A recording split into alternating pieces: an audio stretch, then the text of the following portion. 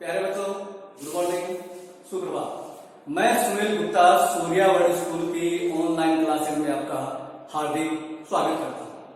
आज हम बच्चों हिंदी व्याकरण में कक्षा 6, 7, 8, 9 के लिए सर्वनाम का टॉपिक पढ़ते हैं। सर्वनाम में भी आज हम क्या क्या पढ़ेंगे? सर्वनाम का शाब्दिक अर्थ, परिभाषा, सर्वनाम के भेद। तो सबसे पहले बच्चों हमें बताना चाहिए कि सर्वनाम का शाब्दिक अर्थ क्या है। आइए पढ़ते हैं। सर्वनाम शब्द जो है वो सर्वय और नाम दो शब्दों से मिलकर के बना है। सर्व का मतलब भाषा बच्चों सबका और नाम का मतलब नाम, अर्थात सबका नाम। तो सर्वनाम का शाब्दिक अर्थ क्या हुआ बच्चों? सबका नाम। अब मैं आपको बता दूं सबका नाम का यहाँ पे क्या मतलब। मैंने 3-4 पंक्तियों का एक पैराग्राफ बनाया है, उसके माध्यम से मैं आपको समझाने की कोशिश करता हूं कि सर्वनाम होता क्या है। देखो बच्चों, गीता धार्मिक महिला है। गीता हर रोज मंदिर जाती है। गीता का पति सज्जन है। गीता का पति भी गरीबों को दान करता है। अब बच्चों आपको ये पैराग्राफ जो मैंने 3-4 पंक्तियों का बनाया है, आपको कुछ अटपटा सा लग रहा होगा, अच्छा नहीं लग रहा होगा। क्यों नहीं लगा है? क्योंकि यहां पर भी गीता शब्द यानी संज्ञा शब्द आ गए, यहां पर भी आ गए गीता शब्द, और यहां पर भी गीता शब्द आया है, और यहां पर भी गीता शब्द आ गया। अब ये वाक्य है अटपटे से लग रहे हैं, मतलब कड़ी में जुड़ नहीं रही है। तो एक बार फिर से पढ़ते हैं कि गीता धार्मिक महिला है, यानी गीता नामक एक महिला है, उसके बारे में बताया जा रहा है इस पैराग्राफ में कि गीता एक धार्मिक महिला है। गीता हर रोज मंदिर जाती है। गीता का पति सज्जन है। गीता का पति भी गरीबों को दान करता है। अब संज्ञा शब्द बार बार आ रहे हैं, और अगर संज्ञा शब्द बार बार आते हैं तो वो वाक्य अच्छे नहीं लगते, अटपटे लगते हैं। कहने का मतलब कि वाक्य की जो सौंदर्य है वो नष्ट हो जाता है। अब देखो मैं क्या कहता हूं, गीता धार्मिक महिला है क्योंकि गीता के बारे में बताया जा रहा है, तो यहां तो गीता और शब्द सही है। अब यहां पे देखो, गीता हर रोज मंदिर जाती है। अब ये भी गीता बड़ा है, संज्ञा शब्द आ रहा है। अब इसके स्थान पे मैं लिख देता हूं वह शब्द। इसके स्थान पे मैंने लिख दिया गीता के स्थान पे वह शब्द का मैंने लिख दिया। अब आगे देखो, गीता का पति।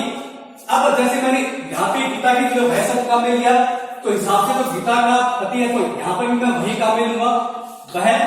लेकिन यहाँ पे देखो वह का पति, अब वह का पति कोई शब्द थोड़ी ना होता, वह का पति। मैं इसके स्थान पे काम में ले लूंगा उसका। उसका किसके स्थान पे? गीता की जगह गीता का, इन दोनों शब्दों के स्थान पे मैं उसका शब्द काम में ले लूंगा, न कि मैं वह शब्द काम में लूंगा। आगे ये गीता का पति भी, यहां पे देखो ये। अब गीता का पति, इन तीनों शब्दों की जगह मैं वह शब्द काम में लूंगा, वह। अब इस सेंटेंस को पूरा का पूरा गीता धार्मिक महिला से बैठा हमारा। अब इसके सामने मैंने वह शब्द काम में लिया, वह हर रोज मंदिर जाती है, ये भी हमारा से बैठ गई। अब यहां पे देखो उसका पति सज्जन है, या फिर भी सही बैठ गया, वह भी गरीबों को दान करता है। अब ये वाक्य हमारा सही हो गया, कड़ी से कड़ी मिल गई। अब मैंने कौन सा शब्द काम में लिया? गीता के साथ वह शब्द काम में ले लिया, और गीता का इसके साथ मैं उसका शब्द काम में ले लिया, और यहाँ पे गीता का पति की जगह मैंने वह काम में ले लिया। ये क्या है? संज्ञा शब्द है, और संज्ञा के स्थान पे मैंने कौन से शब्द काम में लिए? मैंने वह, उसका, वह। तो ये क्या होते हैं बच्चों? सर्वनाम होते हैं। कहने का मतलब संज्ञा के स्थान पर काम में आने वाले शब्दों को सर्वनाम कहते हैं, क्योंकि गीता क्या है? संज्ञा शब्द है, और उसके स्थान पे मैंने जो शब्द काम में लिए हैं वो क्या है? सर्वनाम है। अब दोस्तों कई बार एक क्वेश्चन आ जाता है आपके कि सर्वनाम हिंदी में कुल कितने सर्वनाम होते हैं? तो याद रख लेना, हिंदी में कुल 11 सर्वनाम होते हैं। कितने होते हैं बच्चों? 11। आप कहोगे कि सर हमने तो बहुत से सर्वनाम पढ़े, बिल्कुल पढ़े, लेकिन मूल रूप से, मौलिक रूप से, मुख्य रूप से बच्चों 11 ही सर्वनाम होते हैं, ये याद रख लेना, क्योंकि बाकी के जो सर्वनाम है वो इन्हीं से बनते हैं। तो याद रख लेना, हिंदी में कुल 11 सर्वनाम होते हैं।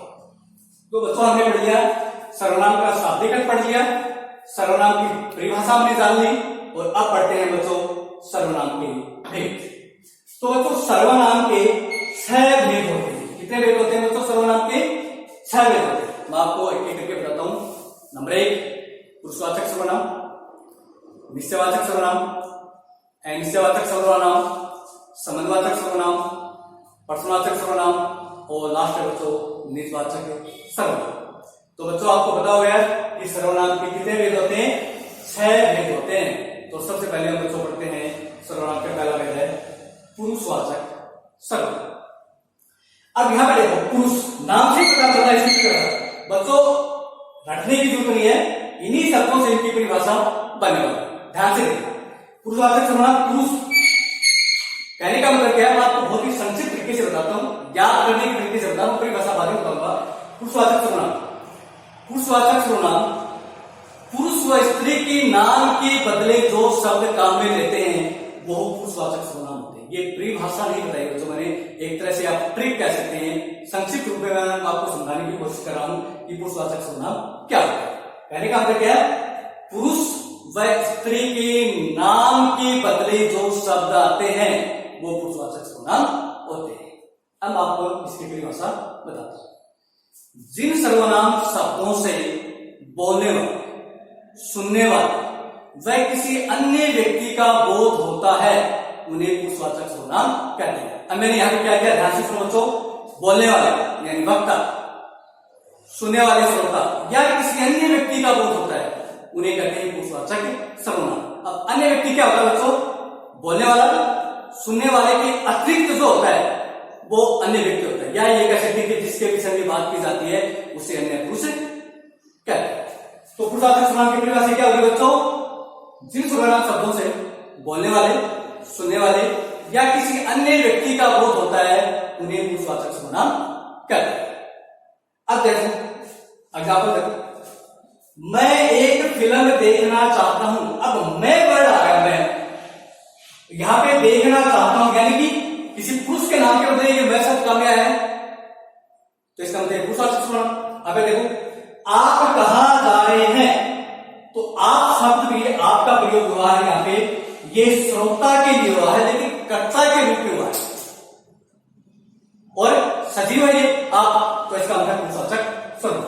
अब आगे देखो, यह कल दिल्ली जाएगा, तो यह जो वर्ड आया है ये किसी पुरुष के लिए आया है। अगर मैं यहां पे लिख देता यह कल दिल्ली जाएगी तो इसका मतलब स्त्री के लिए आता है क्योंकि जाएगी हो जाता, लेकिन यहां पे मैंने बोला है यह कल दिल्ली जाएगा, इसका मतलब किसी पुरुष का जो नाम था उसके स्थान पे मैंने यह शब्द काम में लिया, तो ये पुरुषवाचक सर्वनाम हो गया।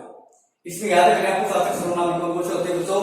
बोलने वाला यानी वक्ता, सुनने वाला श्रोता या किसी अन्य व्यक्ति जिसके विषय में बातचीत की जाती है उनका बोध होता है उसे बोलते हैं पुरुषवाचक सर्वनाम। इसमें तीनों आते हैं। आगे बढ़ते बच्चों, पुरुषवाचक सर्वनाम के 3 भेद होते हैं। कितने भेद होते हैं बच्चों? पुरुषवाचक सर्वनाम के 3 भेद होते हैं, उत्तम पुरुष, मध्यम पुरुष, अन्य पुरुष। ये इंपॉर्टेंट है बच्चों, याद रखना कि पुरुषवाचक सर्वनाम के 3 भेद होते हैं, उत्तम पुरुष, मध्यम पुरुष, अन्य पुरुष। अब हम बारी बारी से पढ़ते हैं क्या होता है उत्तम पुरुष संबंध। जिन सर्वनाम शब्दों से वक्ता अपने लिए जिन शब्दों का प्रयोग करता है, कहने का मतलब क्या होता है, वक्ता यानी बोलने वाला जिन शब्दों का प्रयोग अपने लिए करता है उसे उत्तम पुरुषवाचक सर्वनाम कहते हैं। जैसे मैं, हम, मेरा, मुझे, हमारा, यानी हमेशा जो बोलने वाला होता है। जैसे मैं इस समय वक्ता हूं क्योंकि मैं बोल रहा हूं, तो मैं अपने लिए जो शब्द काम में लूंगा वो उत्तम पुरुषवाचक सर्वनाम होते हैं। नेक्स्ट है बच्चों मध्यम पुरुष। मध्यम पुरुष में क्या होता है बच्चों कि वक्ता श्रोता के लिए, सुनने वाले के लिए जो शब्द काम में लेता है उसे मध्यम पुरुषवाचक सर्वनाम कहते हैं। जैसे कि मैं बोल रहा हूं और आप इस समय सुन रहे बच्चों, तो मैं आपके लिए जो शब्द काम में लूंगा वो होते हैं मध्यम पुरुषवाचक सर्वनाम। जैसे तुम, तुम, तुम्हारा, तुम्हारी, इस तरह से। नेक्स्ट है बच्चों अन्य पुरुष। अन्य पुरुष क्या होता है? न तो वक्ता यानी बोलने वाला, न ही श्रोता यानी सुनने वाला, इसके अतिरिक्त जो भी होंगे ना बच्चों वो अन्य पुरुष की श्रेणी में ही आते हैं। अन्य पुरुष की कि वक्ता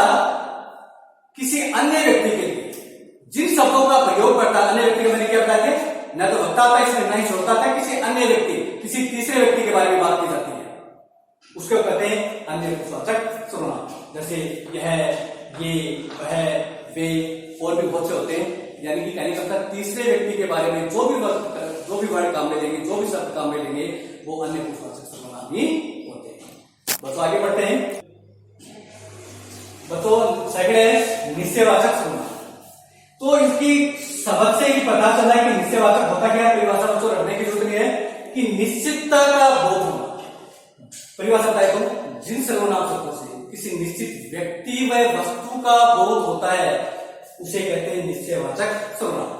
जैसे बच्चों मेरे हाथ में पूछो आपसे कि यह क्या बच्चों, आप बोलोगे सर आपके हाथ में चौक है, तो आपको निश्चित रूप से पता है कि ये चौक ही है, तो निश्चितता का बोध होता है, उसे कहते हैं निश्चयवाचक सर्वनाम। जैसे यह मेरी पुस्तक है, तो कंफर्म है कि ये पुस्तक की ओर ही संकेत किया गया है, निश्चित है, तो उसे कहते हैं निश्चयवाचक सर्वनाम। दूसरा एग्जाम्पल, वह मेरा घर है। आपसे कोई पूछता है कि आपका घर का है, तो आप बोलते हो कि सर वह मेरा घर है, कंफर्म है कि वो आपका ही घर है, तो वो है निश्चयवाचक सर्वनाम। लेकिन मैं यहाँ पे एक चीज और बताया देना चाहता हूं, सर्वनाम के तुरंत बाद में अगर यहाँ पे पुस्तक वर्ड आ जाता है तो वो गलत हो जाएगा, तो वो सार्वनामिक विशेषण में आ जाएगा। इसीलिए सर्वनाम को सर्वनाम के तुरंत बाद में अगर कोई संज्ञा शब्द है वो नहीं आनी चाहिए, कोई और वर्ड नहीं आना चाहिए। ये होता है निश्चयवाचक सर्वनाम। तो बच्चों आज का टॉपिक आपके लिए इतना ही है। नेक्स्ट टॉपिक में आगे के जो भेद हैं वो बढ़ाते हैं। धन्यवाद।